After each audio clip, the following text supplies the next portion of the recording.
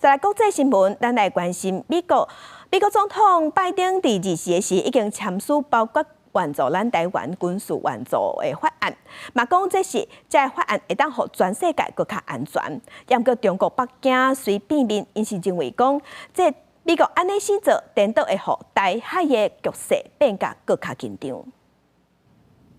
延前真久的援外法案总算伫参众2院过关了后，美国总统拜登24岁签署生效。I just signed into law the national security package that was passed by the House of Representatives this weekend and by the Senate yesterday. It's going to make America safer. It's going to make the world safer.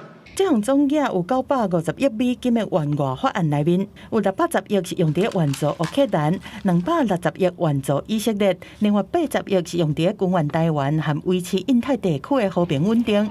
拜登强调，相关法案是展现美国超级强国的领导风范。不过，北京批评美国的做法等于是搬石头牵家己的脚。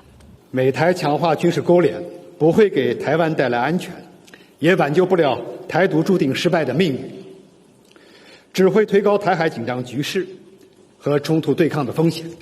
中国台办是中心台湾问题，单纯就是中国的内政，唔准任何外来势力干涉的立场。因认为美国涉及台湾的军援法案，会对台独分裂势力发出错误的信号。咱国的总统府和外交部在美国完成立法定书了后，感谢拜登总统和美国国会下党派的议员，持续用具体行动展现对提升台美合作、维持区域和平稳定的重视。公司新闻张惠敏编译。